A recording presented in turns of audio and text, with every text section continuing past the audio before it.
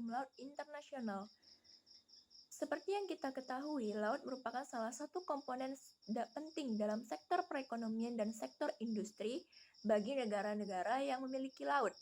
Laut merupakan salah satu sumber kehidupan negara pantai. Oleh karena itu, aturan-aturan yang mengatur tentang laut harus dibuat dan harus dipatuhi oleh setiap negara pantai. Salah satunya adalah hukum laut internasional. Hukum laut internasional sendiri memiliki pengertian seperangkat norma yang mengatur hubungan antara negara pantai atau yang berhubungan dengan negara pantai yang terkurung oleh daratan atau organisasi maupun subjek hukum internasional yang mengatur mengenai kedaulatan negara atas laut, yurisdiksi negara, dan serta hak-hak kewajiban suatu negara atas laut. Hukum internasional yang saat ini kita kenal berasal dari zaman Romawi kuno. Aturan tentang hukum laut internasional tidak lepas dari sejarah perkembangan hukum laut internasional yang menghasilkan dua teori besar, yakni teori Mare Clausum dan teori Mare Liberum. Teori Mare Clausum mengatakan bahwa laut dapat dimiliki oleh suatu negara, sedangkan teori Mare Liberum mengatakan bahwa laut adalah sesuatu yang tidak mempunyai batas, sehingga tidak dapat dimiliki. Pencetus Mare Liberum adalah Hugo de Groot yang mengusung konsep res communis, dan pencetus teori Mare Clausum adalah John Selden yang mengusung konsep res nullius. Hukum laut internasional merupakan salah satu cabang hukum internasional yang mengalami perkembangan cukup signifikan dalam setidaknya 50 tahun terakhir dan akan selalu terus berkembang secara dinamis dari waktu ke waktu. Hukum laut internasional menghasilkan Konvensi Hukum Laut Internasional 1982 yang sebelumnya telah mengalami beberapa perubahan dari Konvensi Hukum Laut 1 pada tahun 1958, kemudian disusul yang kedua pada tahun 1960, dan yang terakhir Konvensi 1982 yang dipakai dan diterapkan bagi suatu negara pantai hingga saat ini yang dikenal sebagai UNCLOS 1982. Pada UNCLOS 1 tahun 1958 membahas konsep laut teritorial yang diakui sebagai hukum laut internasional.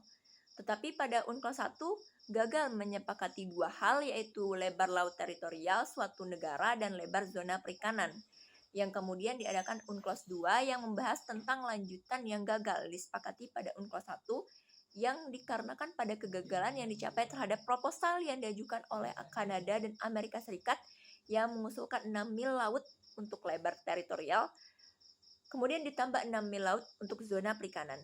Akan tetapi, UNCLOS 2 berhasil merumuskan suatu resolusi tentang metode teknis tertentu dalam hal perikanan. Kemudian pada UNCLOS 3 tahun 1982 menghasilkan pengaturan yang komprehensif tentang pemanfaatan laut termasuk kedaulatan suatu negara wilayah laut dan kedaulatan negara atas wilayah laut guna pengaturan pembagian sumber daya alam di laut baik oleh negara berpantai maupun landlocked state. Oleh karena itu, UNCLOS 1982 mengatur pembagian zona-zona maritim dengan rezim hukum laut internasional adalah diakuinya konsep negara kepulauan. Pada UNCLOS 1 bagi Indonesia sangat berpengaruh karena pada saat dikeluarkannya Deklarasi Juanda pada 13 Desember 1957 yang dasarnya Indonesia lebih dulu mengeluarkan konsep negara kepulauan sebelum adanya UNCLOS yang pertama. Kebijakan Indonesia untuk memperkenalkan konsep baru ini didasarkan pada alasan strategis untuk menjaga negara Indonesia sebagai satu kesatuan. Namun sayangnya pada UNCLOS 1 belum bisa mengakui konsep negara kepulauan dengan alasan belum tercapainya lebar laut teritorial. Bagaimanakah implementasi sejarah perkembangan laut internasional terhadap hukum laut nasional yang ada di Indonesia? Berikut kami sebutkan. Yang pertama adalah konvensi internasional. Indonesia mengadopsi berbagai konvensi internasional terkait hukum laut, terutama konvensi PBB tentang hukum laut UNCLOS 1982. Konvensi ini memberikan kerangka kerja bagi peraturan hak dan kewajiban negara-negara di laut, termasuk zona ekonomi eksklusif, landas kontingen, dan hak atas sumber daya laut. Yang kedua ada penyusunan peraturan perundang-undangan.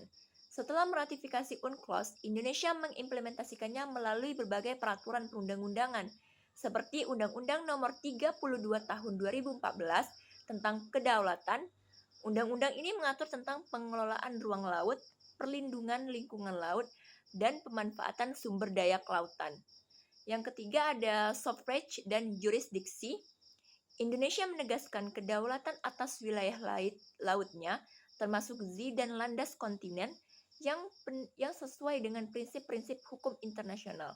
Hal ini terlihat dari penetapan batas-batas laut yang jelas dan pengakuan atas hak-hak tradisional masyarakat pesisir. Kemudian ada penyelesaian sengketa. Dalam menghadapi sengketa maritim, Indonesia mengikuti prosedur yang diatur dalam hukum internasional termasuk penyelesaian melalui arbitrase atau pengadilan internasional. Hal ini memperlihatkan komitmen Indonesia terhadap penyelesaian damai dalam konflik hukum laut. Kemudian ada kerjasama regional dan internasional. Indonesia aktif dalam kerjasama regional seperti ASEAN dan forum internasional yang memperkuat posisi hukum lautnya. Ini termasuk partisipasi dalam pertemuan internasional untuk membahas isu-isu kelautan dan lingkungan. Yang kemudian ada yang terakhir, bagaimana penerapannya. Yang terakhir adalah pendidikan dan sosialisasi. Implementasi hukum laut internasional juga dilakukan melalui pendidikan dan sosialisasi kepada masyarakat, termasuk pengetahuan tentang hak dan kewajiban di laut serta perlindungan lingkungan laut.